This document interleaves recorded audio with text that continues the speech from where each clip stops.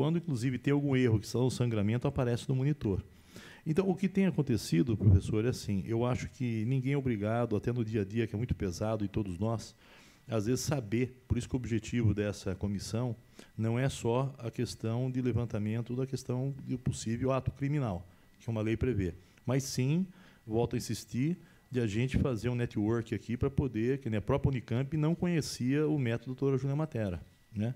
Então, e todos esses procedimentos que temos aqui hoje, de método substitutivo, tanto em bonecos, quanto em software, quanto cadáveres, enfim, é uma gama muito grande. Talvez nós temos um conhecimento muito maior do que, talvez, as universidades, pelo fato do engajamento. Eu vou falar uma coisa aqui que eu duvido que tenha alguém aqui na mesa ou aqui dentro que saiba disso. Alguém sabe aqui que existe DIU para vaca? Ninguém sabe. Eu conversei com professores de faculdade de medicina, ninguém sabe que existe DIU para vaca. Eu coloquei DIU em todas as minhas vacas para não procriarem, vaca salvando montador. Quer dizer, é uma técnica nova. Então, as técnicas vão avançando tão rápido, deputado Cacá, que eu acho que, às vezes, nós mesmos, que estou na proteção animal há 20 anos, não conhecia isso. Né? Quer dizer, porque pontualmente isso foi desenvolvido a divisa do Uruguai com a Argentina, lá para cima, no Rio Grande do Sul, um veterinário, que desenvolveu, tem isso e faz. Então, quer dizer, tem muita técnica que as próprias universidades, a Unicamp, não conhecia. Então, o que nós queremos aqui realmente é caminhar junto, né? Obviamente, salvaguardando as questões que se houver aí para a gente fazer uma correção de rumo, né? A questão, e caminhar. O nosso objetivo é caminhar, porque nós sabemos também a questão de custo, mas o custo do biotério, estou levantando isso de forma muito tranquila, eu garanto para os senhores que é muito maior do que o método substitutivo. Um investimento único vai garantir uma economia, né, a não ser que existam aí interesses, sabemos que o Brasil hoje é cheio de interesses, né, que nós vamos apurar. Mas hoje nós temos condição de provar que fica muito mais barato em termos financeiros, né, nós sabemos que em muitos lugares aí, não estou acusando faculdade nenhuma aqui no momento, mas estou dizendo que o valor gasto em biotério ele é muito alto, e eu acho que dá para reduzir esse dinheiro, essa diminuição de gasto público e com muito mais eficiência. Devolvo a palavra ao professor, por favor. Tá, então, sendo proativo aí na questão dos 4 pontos que eu acho importantes que a gente precisaria amadurecer na questão do projeto. A primeira é o ensino, eu acho que a gente fala a mesma língua. Ensino de graduação teria que ser inserido aqui de alguma forma, porque ensino, eu tenho certeza disso, porque, tudo bem, pode gerar interpretação dúbia, etc., mas eu acho que uma lei não pode gerar interpretação dúbia, na minha concepção, né? A gente costuma fazer legislação lá no Conselho, ela tem que ser muito clara. O ensino ele envolve graduação, residência, pós-graduação, o ensino, inclusive, em cursos que não são de graduação. Então, a gente precisa tomar muito cuidado nessa questão da definição. É o primeiro ponto. O segundo ponto... Eu peço desculpas mais uma vez, eu quero enfatizar que isso não é a lei, é a interpretação. Tanto é que o professor Zé Otávio, a doutora Júlia Matera, interpreta de outra maneira. Então, o senhor me desculpe, não é a lei que está gerando, é as pessoas que estão interpretando de forma diferente. Se eu pôr a Bíblia aqui, cada um interpreta do jeito que quiser. Então, eu quero deixar bem pontuar essa questão, que não há possibilidade de mexer mais no projeto, que não há como fazer, não há como fazer mais nada. O projeto é aquilo, ou mantém o veto, ou derruba o veto, que não é a área dos senhores. Eu voltaria, então, ao tema, gostaria que o senhor respondesse, para me pontuar quais são... Então, eu já marquei aqui, infestação de ratos. Eu queria saber... Não, eu vou... Quais são... Por favor, não lhe passei a palavra ainda, por gentileza. Então, eu gostaria que o senhor pontuasse quais são, que é o objetivo dessa reunião, exatamente quais são os procedimentos que não existam método substitutivo. Por favor, professor. Castração de bovinos, por exemplo, de suínos. Não é que não existam métodos substitutivos, elas são realizadas em animais. Então, o profissional que vai fazer tem que fazer bem feito. Sim, mas o prejuízo que pode... Eu também, desculpe, não passei a palavra. Quem é o detentor da palavra aqui é o presidente. Desculpe, então tá, o senhor não tem essa prerrogativa. Então tá por gentileza. Estou sendo aqui, eu queria só pontuar, por gentileza, eu queria só continuar, por favor, reitor, quem tem a detentor é o presidente da comissão, aqui é um inquérito. Por gentileza, vamos respeitar, estou tratando os senhores com maior educação, com maior respeito, só que vamos seguir o regimento da casa, né? Eu acho que nós já tivemos um problema já anterior, mas, enfim, quero pôr uma pedra em cima disso. Quero enfatizar para o senhor que assim, a pergunta, talvez o senhor não tenha entendido, vou repetir novamente. Eu quero saber quais são os procedimentos que não existam método substitutivo. Então, o senhor disse a castração, depois o senhor falou que tem. Então, quero que o senhor nos pontue quais são os procedimentos, é uma única pergunta, que não exista método substitutivo. Professor, por favor. Quando se faz um procedimento, por exemplo, de inseminação artificial num bovino, certo? O aluno ele inicia com peças de matadouro, e aí ele faz a introdução lá no caso da pseta, né? Lá dentro do corno uterino do animal, tá? E esse procedimento depois, como profissional, ele vai fazer a campo, né? Ele vai ter que aprender a fazer o procedimento em vivo. É um procedimento de grau 1, ou seja, ele não é um procedimento invasivo, tá bem? Então, é um procedimento importante para o profissional, que vai ser o futuro. Nós sabemos que a produção animal do Brasil, inclusive eu sou vegetariano, tá bem? Só para deixar claro. E a primeira comissão de ética, fundada em 98, né? Eu não sei, em 96 foi no IB em Botucatu, e depois em 99 na FMVZ em Botucatu, do qual foi o primeiro presidente muito antes do Conceia. Então, assim, os procedimentos de campo, de rotina, vamos dizer que o indivíduo necessita fazer uma sexagem num peixe. Ele vai precisar segurar o peixe. Ele vai precisar olhar se o peixe é macho ou fêmea para poder separar nos tanques apropriados aquele peixe que, por exemplo, se for macho ou fêmea, ele vai ter um tanque separado para a área de produção animal. Qualquer procedimento de manejo ele é usado animal. Eu não tenho como, por exemplo, fazer um procedimento de contenção num bovino se eu não sei, in vitro ou sem uso de animais. Eu não estou prejudicando num grau acima de 1 esse animal, porque eu estou colocando esse animal num tronco, num brete, entendeu? Para palpá-lo, entendeu? E não necessariamente um exame semiológico. O exame semiológico ele se adequa a um caso clínico, mas às vezes não é um caso clínico. Eu preciso vacinar um animal, vermifugar, passar uma sonda para poder botar o vermífugo dentro do animal. Há um mau entendimento quando se fala que as faculdades, Harvard, etc., eu estudei, fiz PhD fora e tal, vou todo ano para o exterior, né, em eventos, etc. Há um mau entendimento quando se fala que não se usa animais. Não se usa animais de forma prejudicial. Foi o início da minha fala. Então, quando se fala que a forma como está o projeto de lei, e o veto se dá por conta disso, porque não é possível corrigir pequenas alterações, inserção de pequenas alterações que fariam uma grande diferença. Então, o veto acaba sendo, como o senhor mesmo disse, tudo ou nada. Então, assim, pela forma como está, como não envolve só ensino, fica só na graduação, na questão de toda a prática zootécnica desse país, esse país é o maior produtor de animais, né, do mundo. Então, a gente tem que ter uma responsabilidade muito grande antes de, no entender do professor José Otávio, que eu respeito muito, inclusive eu sou muito amigo da Júlia Matera, a gente trabalha na mesma linha, eu trabalho na área de bem-estar animal. Nas minhas pesquisas eu não faço nada, só trabalho com casuística, com caso clínico, etc. Então, a questão é assim, a gente tem que ter uma maturidade muito grande, porque o foco aqui ficou muito claro para mim, para cães e gatos e para animais de experimentação na área biológica, na fase inicial, então farmacologia, fisiologia, bioquímica, etc. Isso, sem dúvida, está perfeito. Se esse projeto tivesse a história do estrôngilos, é besteira, entendeu? É filigrana. O professor vai parar facilmente fazer isso, é uma disciplina optativa, não faz a mínima diferença para ele parar. Ele vai manter a linha de pesquisa dele se for autorizado.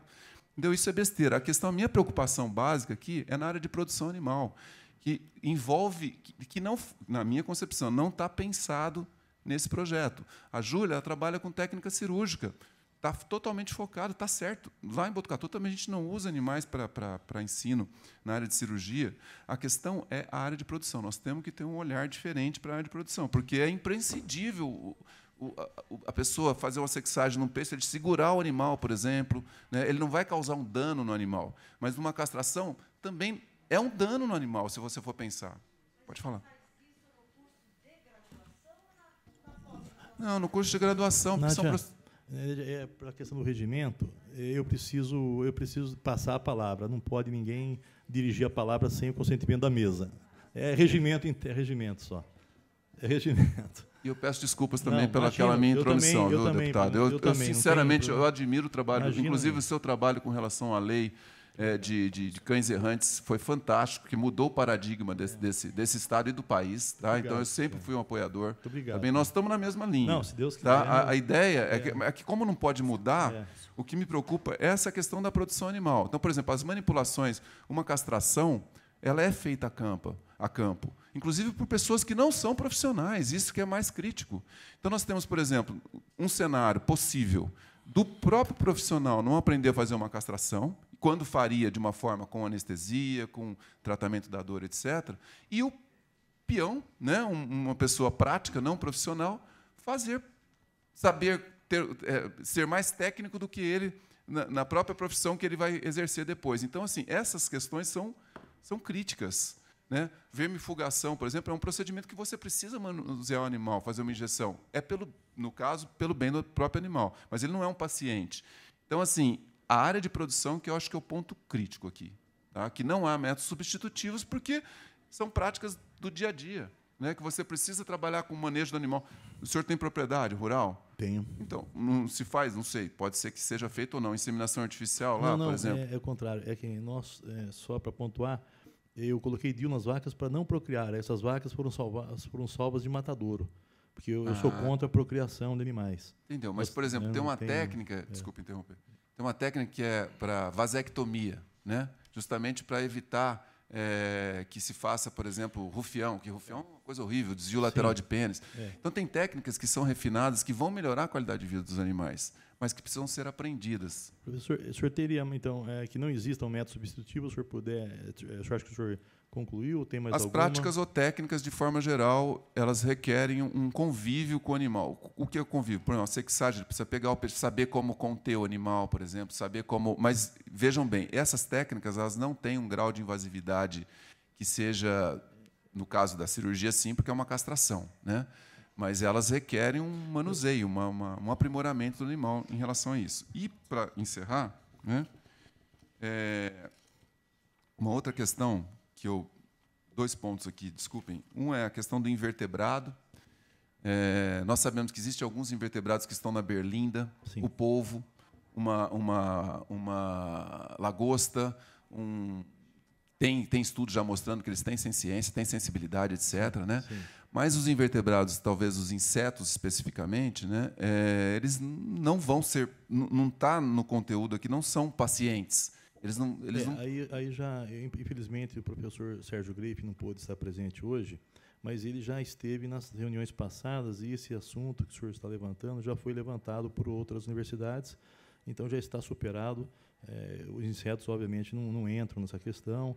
Enfim, então eu... Não é possível mudar esse texto? Por favor, você passar o microfone, professor, reitor, é o seguinte, o texto não é possível mexer mais, né? O que está havendo aqui, talvez, volto de novo a insistir, que talvez nós estamos aqui todos sofrendo por uma questão de interpretação, né? Eu acho que o setor acadêmico encarou isso de uma forma radical e extrema, porque quando se fala em vacinar, vermifugar, isso é bem-estar animal, isso não é invasibilidade, né? Então, eu acho que o que está vendo aqui, eu acho que o que está acontecendo é um ruído em termos de informação. Eu fico feliz de ver que os argumentos são esses, que estão muito mais fácil de resolver, né?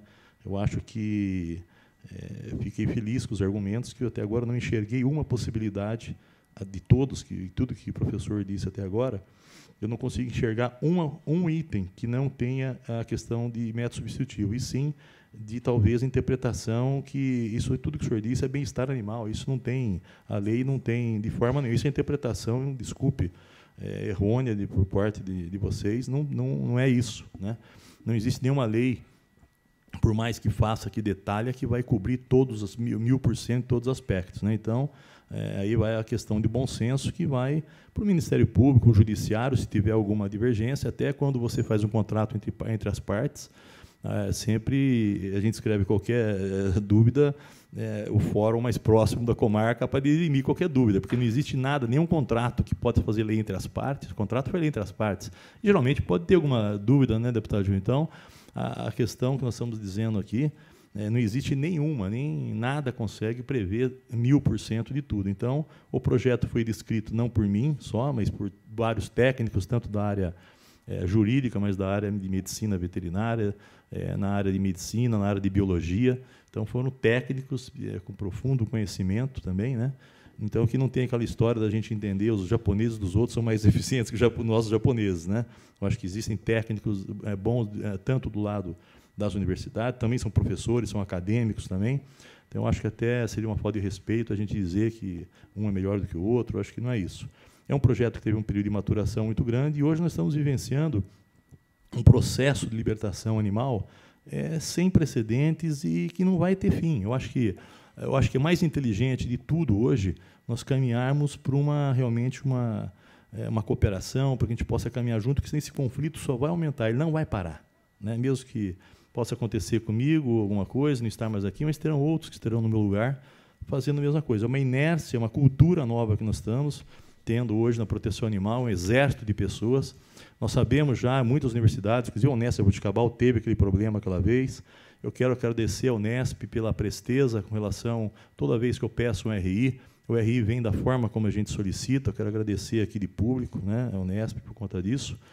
E quero, se não tiver mais nada, eu quero passar a palavra para o Ministério Público, para algum deputado que queira se pronunciar, né? Porque o objetivo nosso, como eu disse, é uma única pergunta. E, diante de tudo que o senhor expôs até agora, eu estou muito feliz de ver que não achei nada que não tenha método substitutivo. Tem um deputado que queira fazer uso da palavra? Não? Pela ordem, deputada Célia Leão. Obrigada, deputado. Obrigada, presidente. Parabéns aí, mais uma vez, pela atuação do senhor frente a essa CPI, na presidência dos trabalhos. Cumprimentar também os nossos convidados, nosso reitor, nosso professor, a doutora também, que faz parte da mesa, enfim, todos que estão aqui presentes, a nossa outra professora também, da Faculdade de Medicina, de Veterinária.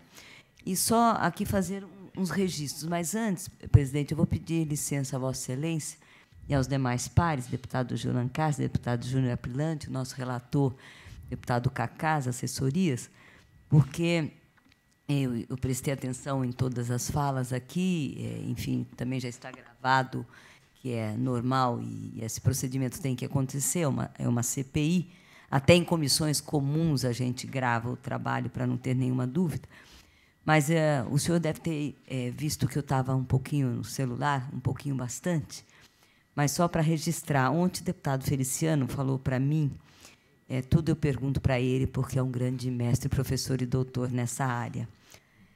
E eu fui sempre me socorrer com ele, dos animais que eu vou encontrando na rua, quero socorrer, e eu brinco, reitor, que eu mais grito do que faço outra coisa, porque eu não posso descer do carro para salvar animal solto, cachorro, gato.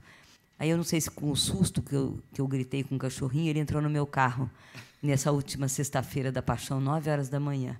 Tinham 2 senhores passando, não me ajudaram, não tem problema.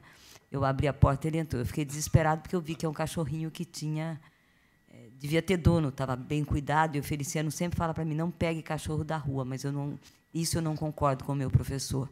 Eu acho que a gente tem que tirar todos os cachorrinhos da rua. Ele disse que não. Mas, enfim, outro dia a gente faz uma discussão sobre isso. Conclusão, esse cachorrinho está na minha casa há 3 dias, e o cachorrinho está super bem, dorme no sofá, dorme comigo no meu quarto e tudo, junto com os outros 4 que eu resgatei, dorme na minha cama, inclusive 2 deles. E aí, essa história é meio maluca, mas absolutamente verdadeira. E eu desesperada, porque anteontem o cachorrinho que eu resgatei fugiu outra vez, eu encontrei muito longe da minha casa, num shopping. E ontem ele fugiu outra vez, ele pulou um muro de 2,5 metros, ele sobe na parede que nem rato. É um cachorrinho, uma gracinha. E ontem eu falei com o Feliciano, e ele disse para mim, deputada, tem cachorrinhos que, de fato, como chama, deputado? Semidomiciliado. Semidomiciliado. Ontem eu fui falar para o meu marido, ele deu até risada, eu falei, bem, tem cachorrinho, o Feliciano falou que é semi-analfabeto. Ele falou, não, isso não existe. Eu falei, bom, mas é um nome parecido com isso, eu vou falar para ele que hoje é semi-domiciliado. O que eu resolvi fazer hoje de manhã? Pegar uma coleira comprida, pedir para um assessor meu, eu falei, você não vai trabalhar hoje, você vai andar com esse cachorro o dia inteiro em Valinhos, até ele chegar na casa dele. Feliciano, ele foi para a casa dele e nós encontramos o dono. Eu estava certo, então. O senhor estava certo. Ele chama Chiquinho, ele não chama Pretinho. Eu estou muito feliz e eu estava resolvendo as coisas aqui com o Chiquinho e a família. Parabéns, deputada. Tá? Agora eu estou muito feliz. Bom, voltando à nossa CPI, só dizer que tudo que a gente puder fazer com que os nossos animais, sejam eles quais forem, não tenho nenhum sofrimento, nenhum problema, nenhuma dor. E eu quero dizer ao professor... Esqueci o nome do senhor? Estéreo. Professor, dizer que eu sou uma das pacientes que preciso de muito estudo, não eu, mas que as faculdades de medicina estudem muito. Né? Eu sou mais paciente que outra coisa na minha paraplegia. Então, é preciso muito estudo para ver se existe, não só eu, milhares de pessoas no mundo. Então, eu entendo muito essa questão da medicina precisar de auxílio, inclusive de pessoas que já morreram e os seus órgãos são estudados, para que os que estão vivos, assim como o senhor, seu pai, pôde ser socorrido, no caso, com um órgão de um animal. Então, não é que a gente seja contra, é que hoje, se existem outros métodos, e pelo que a professora falou, existem outros métodos, eu não sou da área, eu sou só advogada e parlamentar, não é uma área que eu entenda, eu vou tudo só na emoção e na vontade de ajudar, como meu professor Feliciano, sempre. Mas eu penso que nós estamos no estágio do planeta Terra que nós temos que mudar algumas concepções e alguns costumes e algumas, enfim, que a gente tem ao longo da história da humanidade. Há anos atrás, quando eu era pequenininha, eu me lembro um pouquinho, eu adorava ver carrocinha passar na rua e pegar os cachorrinhos. Verdade ou mentira, dizia que depois eles viravam sabão. Bom, não sei nem como é que isso era verdade ou não. Mas, antigamente, pegava cachorrinho na rua, jogava na carrocinha, e depois eu não sei nem o que acontecia com os cachorrinhos. Mas eram milhares deles. Hoje isso é inconcebível. Então, as práticas mudaram. Então, quando a gente vem com um projeto de lei, é bom, não é porque é da autoria do deputado, que também vem com um plus a mais, mas é bom porque protege os animais. E eu sou do PSDB há 30 anos. E o governo que está aí é um governo que eu defendo, o governador Geraldo Alckmin, sobretudo, na sua maneira de ser, no seu trabalho, etc. Mas eu me sinto muito em casa, muito à vontade de poder falar isso, porque eu sou de dentro de casa. Eu não concordei com o veto. Eu acho que a gente poderia ter até, na época, mudado alguma coisa, se pudesse mudar, na época, do projeto, para, enfim, facilitar isso ou aquilo, se fosse possível ou necessário. Mas hoje a casa tem uma tendência, os deputados aqui talvez possam corroborar com a minha fala, hoje a casa tem uma tendência fortíssima em derrubar o veto, não só desse projeto, como de outros. Então, é só uma questão de tempo e de fato, isso, doutora, vai virar lei no Estado de São Paulo. Mas, enfim, eu queria só corroborar, dizendo que nós não somos contra a pesquisa, muito pelo contrário. Nós precisamos da pesquisa para salvar muitas vidas, inclusive dos animais. Não tem a menor dúvida disso. E contem comigo nessa direção. Mas nós não podemos mais permitir, aceitar... Esse é um outro tema, que vai vir um outro dia, não é com os senhores, não tem nada a ver com os senhores nesse momento, mas, por exemplo, e nós vamos fazer isso semana que vem, se Deus quiser, está marcado, o deputado Feliciano já marcou, o outro debate de embarque de animais vivos para o exterior, para abate, corte e tal. Isso não é mais aceitável. Então, eu queria agradecer a presença dos senhores aqui. Os senhores sabem que tenho o meu carinho, o meu respeito pela atividade acadêmica que os senhores têm. Nós precisamos também dos acadêmicos, dos intelectuais, dos que estudam o tempo todo para poder ajudar na construção de uma sociedade melhor. Mas, exatamente por causa desses cérebros que os senhores têm, e eu estou sendo sincera, um cérebro avantajado no sentido de poder ter estudado, aprendido mais, ser professor, doutor, é que nós contamos com essa colaboração dessa inteligência diferenciada e dessa sensibilidade que certamente a inteligência traz junto, porque cobrar isso de uma pessoa ignorante, de uma pessoa analfabeta, é injusto. Você não pode cobrar das pessoas o que elas não têm para dar. Isso eu aprendi na minha vida. Eu só peço para as pessoas o que elas podem me dar, que elas têm. Se elas não tiverem, eu não posso pedir. Então, a gente não pode pedir para uma pessoa simples da sociedade, que não estudou, que não entende, que, às vezes, amarra o cachorrinho na corda apertada no pescoço. Enfim, você não pode cobrar dela. Mas, dos senhores, a gente não só pode cobrar, como a gente pede o favor de estarem juntos conosco para mudar esse quadro de São Paulo e do Brasil. E o que acontece em São Paulo, com todo o respeito aos 25 estados e o Distrito Federal, somado ao nosso, dão 26 estados, o que acontece aqui ecoa para o Brasil todo. Nós somos a maior escola, nós somos o maior espelho, né, a maior vitrine que a América Latina tem. São Paulo é o carro-chefe desse país. Podia ser um país independente, não defendo isso, não, mas poderia ser, pela sua capacidade de investimento, de pesquisa, de universidades, eu não tenho a menor dúvida disso, de empreendimentos, de indústrias, etc. Então, vamos usar nosso São Paulo e o conhecimento dos senhores, o cérebro dos senhores, para a gente mudar essa história definitivamente da questão animal que hoje é tratada no Brasil.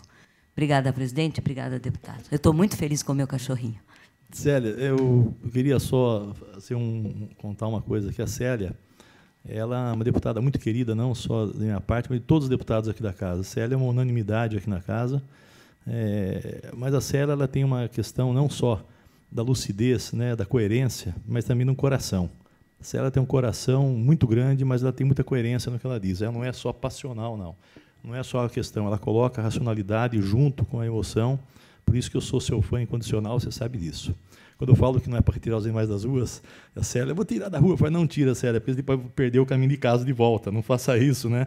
Eu fiz 3.000 resgates de animais, talvez não tenha ninguém na história da humanidade que fez isso, mas só animais realmente que não andavam, né? Que estavam caídos, que estavam em sofrimento. Então existe essa discussão carinhosa entre a gente. Eu acho que a Célia ela foi muito lúcida, né, na sua fala, como sempre, né? Uma grande parceira.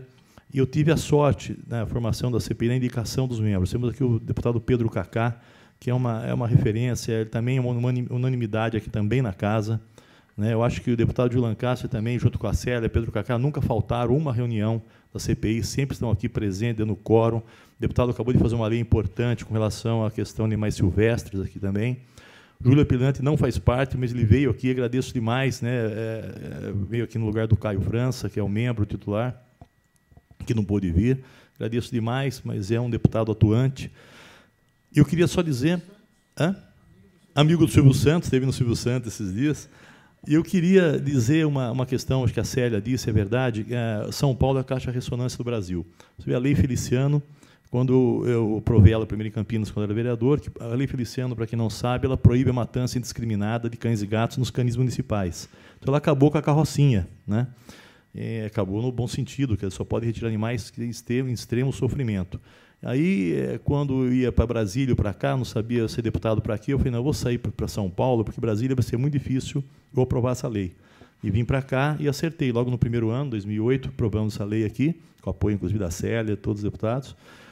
E hoje, reitor, para o senhor ter uma ideia, ela já foi reproduzida em 20 estados. Então, o que a Célia disse é verdade. Ela foi reproduzida e agora atravessou o oceano e foi aprovada em Portugal. Inclusive, eu estou para fazer uma reunião com o consulado aqui para parabenizá-los. Então, eu acho que a Célia ela acabou não deixando nada para mim. Ela disse tudo o que eu queria dizer, que é realmente aquilo que eu disse aos senhores quando nós chegamos aqui, que é realmente o nosso intuito é caminhar juntos.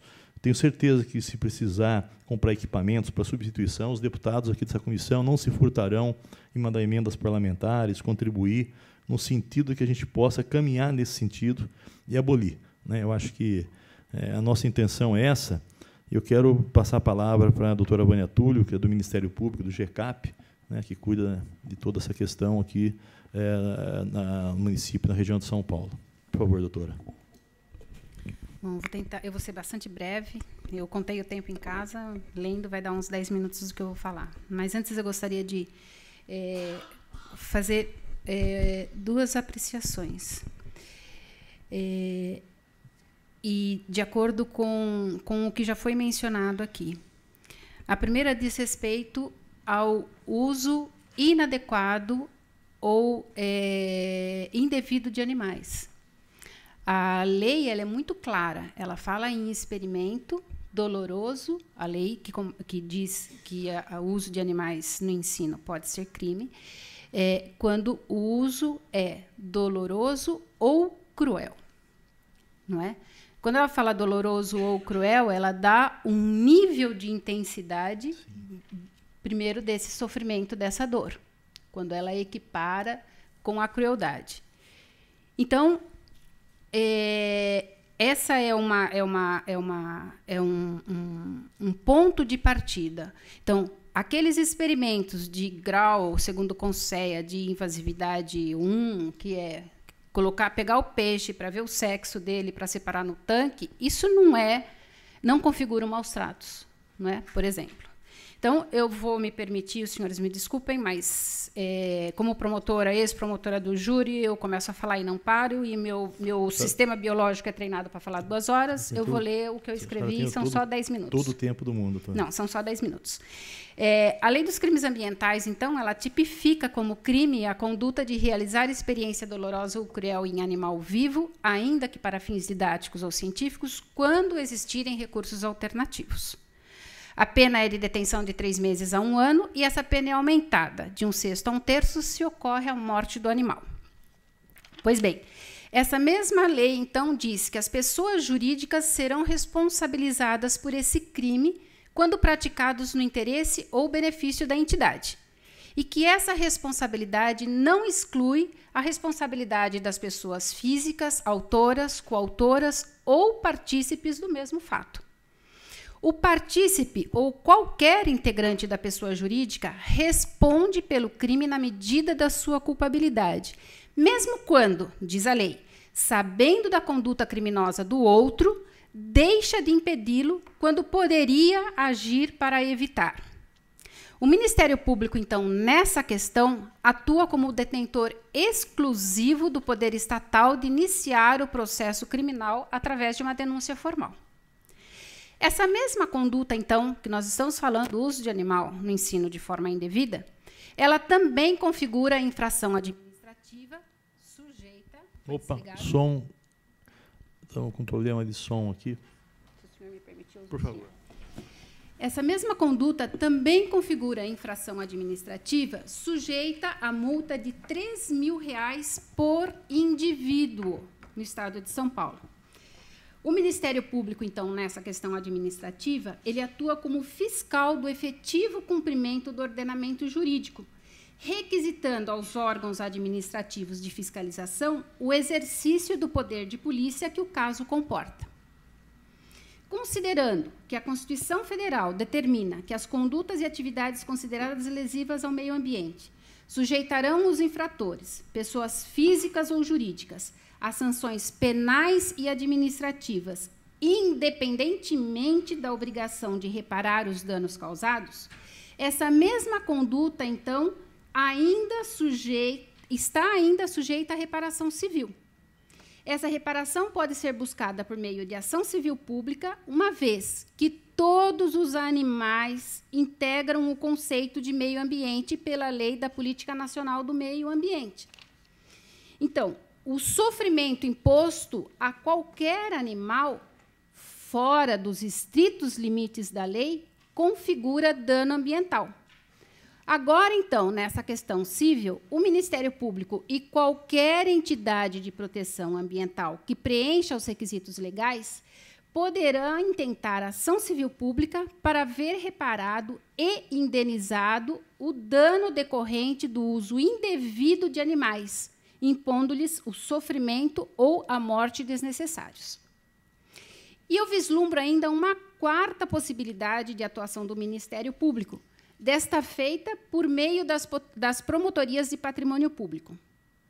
Isto porque existe a possibilidade, e agora eu vou trabalhar exclusivamente com base numa hipótese, isso porque existe a possibilidade de restar demonstrado que, num período de 5 anos, por exemplo, o custo da manutenção de biotérios e uso de animais vivos no ensino seja superior ao custo da aquisição de métodos substitutivos. Vou repetir, eu estou formulando uma hipótese e, como tal, totalmente desvinculada de qualquer dado da realidade. Pois bem, continuando então nesse raciocínio hipotético, se quem estiver agindo for uma entidade mantida com verba pública, incide o disposto no artigo 37 da Constituição Federal, em especial o princípio da eficiência, ensejando, no mínimo, uma investigação por atos de improbidade administrativa que causam prejuízo ao erário, conforme preceitua o artigo 10 da Lei 8429 de 92, que é a Lei da Improbidade Administrativa. Resumidamente, então, essas são as possibilidades legais que vislumbro para o ato de realizar experiência dolorosa ou cruel em animal vivo para fins didáticos, quando existirem recursos alternativos. Talvez 2 esclarecimentos sejam necessários a mais. O primeiro eu já fiz, que é dizer que, quando a lei tipifica como crime o uso de animal no ensino, ela estabelece o limite da dor ou crueldade. Então, o uso adequado ou uso que não cause um sofrimento desnecessário não é crime. Portanto, os graus de invasividade têm importância nessa questão que a gente está analisando agora. E um segundo esclarecimento diz respeito ao CONSEA. O CONSEA regulamenta o uso de animais na pesquisa e no ensino do mesmo modo, por exemplo, que a municipalidade regulamenta o uso e ocupação do solo urbano e que o Estado regulamenta a instalação e operação de atividade potencialmente poluidora. É a mesma atividade. O verbo regulamentar, na essência, reclama uma ação anterior, ou seja, só é passível de regulamentação aquilo que já foi autorizado. Essa regulamentação, então, se dá através de portaria, instrução normativa, enfim, vários instrumentos. Para o interesse objeto específico dessa reunião de hoje, eu destaco que o CONSEA foi criado em 2008 pela chamada Lei Arouca, constituindo-se numa instância colegiada multidisciplinar de caráter normativo, consultivo, deliberativo e recursal. Ou seja, é o órgão responsável pela regulamentação do setor, valendo observar que já aprovou 24 métodos alternativos ao uso de animais na pesquisa científica. E aqui é um destaque que eu quero fazer. Não há previsão de necessidade de validação dos métodos alternativos utilizados nas atividades de ensino. A regulamentação mais recente do CONSEA diz respeito à prática de eutanásia, que é agora de fevereiro passado. Além dessa regulamentação, já foi objeto de publicação o Guia Brasileiro de Produção e Utilização de Animais para Atividade de Ensino ou Pesquisa Científica, que é uma espécie de seriado ou novela em capítulos. O primeiro tratou dos aspectos gerais, depois veio um segundo sobre primatas não humanos mantidos em instalações, depois animais domésticos mantidos fora de instalações de instituições de ensino ou pesquisa, anfíbios e serpentes, roedores e logomorfos e peixes mantidos em instalações de pesquisa. Os regramentos do CONSEA, então, e agora é importante que os senhores prestem atenção, são instrumentos normativos infralegais, que, como a própria denominação sugere, são regras estabelecidas para permitir a concretização dos direitos definidos nos instrumentos normativos legais, dentre os quais destacam-se as constituições estaduais, as leis ordinárias, as leis complementares e a Constituição Federal. Essa ordem que eu coloquei, ela é intencional para mostrar que a regra de regência máxima no Brasil é a Constituição Federal, seguindo-se as demais normas já mencionadas. Assim, é fácil concluir. Primeiro, como normas infralegais que são, os regramentos do CONSEA só terão validade se existir uma norma legal que lhes dê fundamento de validade.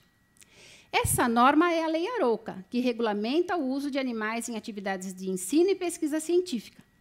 Valendo observar, então, a partir de agora, que toda a legislação brasileira que trata de regras específicas, como é a Lei Arouca, ela encontra limitações em outras normas de caráter geral, como o Código Penal e a Lei dos Crimes Ambientais. Isso significa dizer que os regramentos do CONSEA sofrem as limitações do parágrafo 1º do artigo 32 da Lei 9.605, de 98. Dito de outra forma, aqueles regramentos só podem ser validamente invocados, no caso em questão, quando empregados em experiência dolorosa ou cruel em animal vivo para fins didáticos, quando comprovadamente não existam recursos alternativos. Se houverem recursos alternativos, mesmo regulamentado pelo CONSEA, é crime e enseja, então, não apenas a atuação do Ministério Público na seara criminal, como em todas as outras que eu já mencionei. Eu acho que é isso. Muito obrigada. Muito obrigado, a promotora de justiça, doutora Vânia Túlio. Eu queria só fazer um adendo quando fala da questão de atividade dolorosa ou cruel. Existem atividades que já vi em reuniões anteriores, mas nós damos anestesia, não importa, mas é cruel.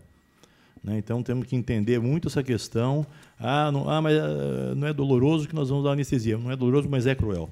Então, não adianta querer escapar por aqui, porque não vai ter jeito. Né? Não tem jeito. Eu acho que isso é amplamente debatido. Quero também registrar a presença do Vedas aqui, na figura do Jorge, seu presidente, Jorge Guimarães, também voluntário. E eu quero só enfatizar, para terminar isso, eu quero passar a palavra mais uma vez, antes do encerramento, ao professor Estélio, que está pedindo a palavra. Por favor, professor. É uma pergunta, na verdade. Então, eu acho que houve um consenso aqui de que o ensino na leitura do projeto de lei é em nível de graduação. É esse o consenso? Só para a gente poder, né, explicar para as pessoas, né, quando houver essa situação, porque, para ficar claro, né, há esse consenso de que é ensino de graduação. Olha, volto mais uma vez, professor, dizer o seguinte, que conversando com outras pessoas, outros técnicos, tanto da área jurídica quanto da área médica, há entendimentos. Né? Por exemplo, naquela reunião que tivemos na USP com o professor Zé Otávio, ele, de forma muito clara, e depois com a doutora Júlia e outros também aqui em outras reuniões, tiveram entendimento que a questão da pós-graduação já não está dentro da graduação, que isso aí é uma coisa que já está, aluno já está trabalhando, já está numa residência, houve essa interpretação. Então, o que nós, na verdade, eu acho que o que nós queremos realmente é deixar, pelo menos, eu interpreto, e os nobres colegas também, a maioria deles, que nós conversamos até agora, 100% interpretaram dessa mesma forma que o doutora Júlia Matera e o doutor Zé Otávio interpretou. Né? Então, o que nós queremos eu acho que na vida nós temos que ter bom senso. Eu acho que, diante de tudo isso que o Ministério Público acabou de colocar agora, eu vou indo para o encerramento final, se nenhum deputado quiser, e também quero, por gentileza, passar a palavra para o reitor, o doutor Sandro Roberto. Por favor, doutor. Eu vejo que, talvez, se naquele primeiro momento tivesse todo esse esclarecimento do entendimento, né, não teríamos chegado a essa situação. Então, eu vejo aqui só essa questão, e é importante que os assessores jurídicos, porque agora porque fica essa questão do entendimento, como você bem colocou, né, a questão do nível do ensino, da questão do uso, né, no ensino de forma indevida. Ou seja, então, é uma questão que, se tivesse esclarecido tudo isso, né, eu vejo que não teríamos problemas. Né? Então, é importante os assessores jurídicos se atentarem porque, como a representante do Ministério Público colocou com bastante propriedade, existe o espaço. O que não está sendo desejado aqui é o uso indevido desses animais. Sim. Né? Há um entendimento da questão do nível, né? A questão também de que, quando não existir um método alternativo. Então, acho que são três questões, e até a questão do invertebrado, que o deputado colocou. Então, se tivéssemos esses esclarecimentos, porque a leitura acadêmica, porque tudo que nós não queremos é realmente não formar bem os nossos alunos, né, de graduação especificamente, da medicina veterinária e da zootecnia, porque, como o próprio professor disse, com bastante propriedade, que não é da minha área, o Brasil, né, a agropecuária, ela é muito importante nesse país. Então, eu só queria fazer esse registro no sentido de que não devemos, no ensino, utilizar os animais de forma indevida, e que estamos falando aqui de ensino de graduação, né, e que tem toda essa explicação a respeito do invertebrado, que eu espero que isso, no relatório da comissão, aparecerá. É isso? Porque, como várias reuniões ocorreram e nós não participamos do debate sobre invertebrados, então é importante que isso também seja colocado no relatório. Então, tudo que nós queremos na academia, e aqui falando da Unesp, que nós temos praticamente 3 faculdades, né, que abordam a questão da medicina veterinária e da zootecnia, é deixar de formar bem os nossos profissionais que vão atuar aí no desenvolvimento do nosso país, no agronegócio. Eu só queria fazer esse registro, né, já que também é a minha primeira vez que participo de uma reunião dessa natureza. É um registro importante, porque, não sendo da área, eu estou a pessoa jurídica, né, que o Ministério Público cita. Né? Então, nós devemos, sim, zelar muito bem pela formação, né, na Unesp dos nossos médicos veterinários, né, e acadêmicos da zootecnia, né, para garantir aí que o nosso país continua crescendo na área do agronegócio. Pela ordem, senhor presidente. Pela ordem, deputada Célia Só Leão. para encerrar, não mais do que 60 segundos, mas só para dizer, e falo isso, difícil como mãe a gente também não trazer a emoção, e o deputado fala que, além da emoção, nós temos aí a nossa competência, eu agradeço por isso, mas só para dizer que, de fato, reitor, eu quero dizer ao senhor e a toda a Unesp, e a Unicamp, que é da minha cidade, ou melhor, eu fico na cidade da Unicamp, é diferente, e a USP, enfim, são grandes universidades conhecidas e reconhecidas no Brasil e fora do país. E eu tenho algumas razões, além de parlamentar, além de cidadã, também de reconhecer o talento dessas universidades e trabalhar e torcer por elas. O deputado Feliciano me conhece um pouco a minha história, os deputados aqui da casa também, só para que os senhores tenham isso como alguém que defende as universidades. Eu tenho 3 filhos, o Rodrigo hoje tem 30 anos, o Diogo tem 27, a Stephanie tem 23, e por opção deles, e acho que é uma profissão, um trabalho importante para salvar vidas e cuidar, talvez por causa da mãe na cadeira tenham optado, não sei, talvez seja isso ou talvez não seja, não faz diferença. Os meus 3 filhos foram para a medicina, o Rodrigo está terminando o 4º ano de residência de cirurgia gastro, no HC, o Diogo está no 3º ano de radiologia no HC também, e a minha pequenininha também passou na clínica médica na Unesp para fazer residência e passou em outros lugares. Então, eu entendo de perto essa questão da medicina, seja veterinária, seja medicina para cuidar do ser humano. E como vou encerrar dizendo isso, eu sou pela pesquisa e sou pela defesa da vida. Mas nós temos que achar a defesa da vida exatamente com pessoas pensantes e cérebros brilhantes como são dos senhores. Eu estou sendo muito honesta, muito sincera. Ninguém vai para Harvard assim todo dia, ninguém estuda fora e vai uma vez por ano para o exterior para aprender. E tudo isso tem que ser muito bem avaliado. E nós avaliamos como uma grandeza de opção de estudo e conhecimento. Então, os senhores estão de parabéns. Nós só precisamos usar tudo isso que os senhores têm para melhorar, de fato, a vida da nossa sociedade, seja dos animais ou seja da nossa sociedade humana. E são os senhores da academia que podem fazer isso com maior facilidade. Então, parabéns pelo trabalho. Deputado, continuamos aqui apostos na CPI, para, junto com o senhor timoneiro do nosso navio aqui, né, fazermos aí um bom trabalho. Muito obrigada. Obrigado. Deputada Célia, eu queria passar a palavra à doutora Vânia Túlio. Eu tenho mais algumas ponderações, por favor, doutora. Não, é só um detalhe que quando o senhor falou em recursos alternativos, a Lei dos Crimes Ambientais fala em recursos alternativos, mas quando ela fala em recursos alternativos, ela não aborda o conceito de recursos alternativos do CONSEA. Na verdade, aqui são recursos substitutivos ao uso de animais, porque a crueldade e a dor, ela vai continuar existindo se eu diminuir o número de animais ou se eu utilizar uma técnica diferente, mas, então, só esse detalhe que eu gostaria de colocar. E um segundo, que, independentemente dessa lei do deputado Feliciano, que é extremamente louvável, é lamentável que ela tenha sido vetada, porque ela era uma grande oportunidade de o Estado de São Paulo evoluir e consigo levar a evolução para todo o país, mas, enfim, independentemente dessa lei, a 9.605 existe, a interpretação dela continua existindo, existiu, existe e continuará existindo, dentro de todos os outros conceitos do ordenamento jurídico.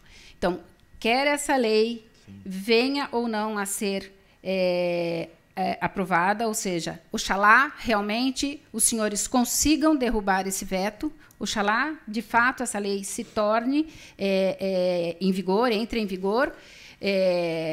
o que só demonstrará o alto espírito dos integrantes dessa casa. Mas, mesmo que isso não aconteça, e será um desastre se isso não acontecer, o Ministério Público vai continuar atuando nessa questão. Obrigado, doutora Vânia. Eu queria fazer até da palavra do reitor, eu acho que ele disse uma coisa da qual eu também concordo plenamente, que eu acho que o deputado Célia, deputado Cacá, deputado Gil, deputado Júlio, houve uma questão, talvez, reitor, nós não precisaríamos estar aqui debatendo se esse entendimento tivesse sido anteriormente. Esse foi o sentimento também da Unicamp. A Unicamp teve o mesmo sentimento do senhor, tanto é que eu convido os técnicos também, professor, porque nós faremos uma visita dentro em breve ao professor Wagner Fávaro, lá da Unicamp, que ele quer conhecer as técnicas da doutora Júlia, então ele está de férias, passou por uma cirurgia, ele voltando, já conversei com a doutora Júlia, nós faremos uma visita lá à USP, então já fica aqui de público o convite, né? E ratificar aquilo, eu acho que o Ministério Público colocou de uma forma técnica e a realidade, que independente da aprovação da lei ou não, até existem universidades que já estão sendo investigadas, nós sabemos disso, né? Mas, se Deus quiser, a gente vai conseguir derrubar esse veto, eu sei que é vontade de todos os nobres deputados dessa casa, mas essa atmosfera de cooperação mútua, que eu falo pela terceira vez, ela é muito importante, porque eu não tenho dúvida que deputados aqui poderão ajudar as universidades, nós queremos, então, caminhar juntos aí. Então, a proposta que fica, professor, até de parabenizar por ser vegetariano, viu? E eu queria, então, deixar aqui o convite para que, quando for fazer essa visita técnica, que os senhores possam acompanhar, né? Eu acho que esse network é muito importante para todos, e fico feliz do entendimento do reitor, né, com relação a essa questão de se nós não tivesse esse entendimento anteriormente, não precisaríamos estar. Mas não tem problema. O problema importante é que nós nos conhecemos, estão todos aqui presentes. Eu quero também, antes de encerrar, agradecer a presença de todos os deputados do Ministério Público, doutora Vânia Túlio, e a vereadora Carla, está aqui ainda? Tá. A vereadora Carla está ali, de Birigui, também protetora de animais. Enfim, todo o público aqui presente, jornalista, doutora Nédia, e reitor, todos os professores que vieram. E fica aqui, então, o convite. E, antes de encerrar a reunião, eu quero fazer um comunicado para a ciência.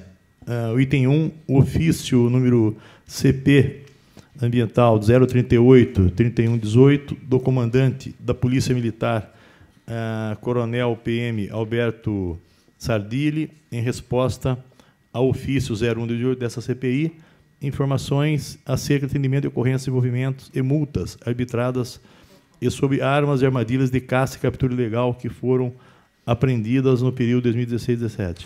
Item 2, ofício do senhor João Vieira, solicitando dados sobre denúncias feitas junto à Divisão de Investigação e Infrações de Maus-Tratos Animais da Delegacia Eletrônica de Proteção Animal, DEPA. Inclusive, essa lei foi de minha autoria também, Delegacia Eletrônica de Proteção Animal, e sugerindo a criação do cargo de perito criminal, especialidade em medicina veterinária. Então, sem mais, agradeço a todos, agradeço a Deus. Pela ordem, senhor presidente. Pela ordem, deputado Pedro Cacá. É que a professora queria manifestar, eu estou... Professora.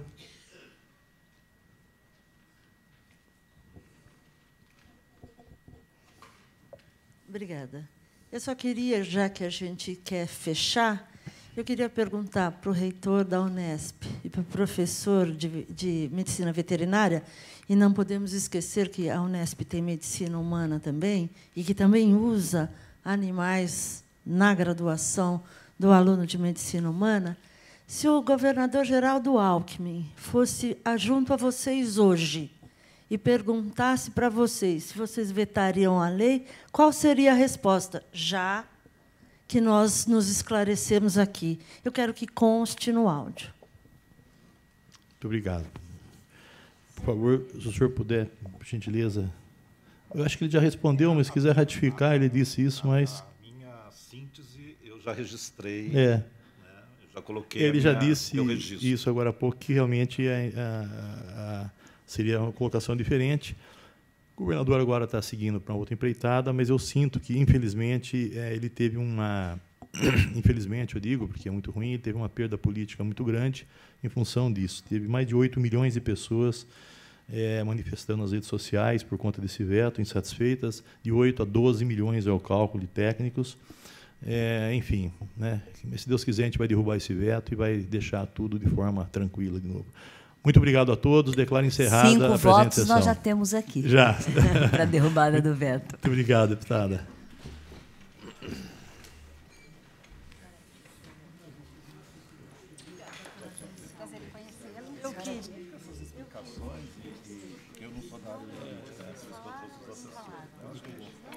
Essa questão de deputados.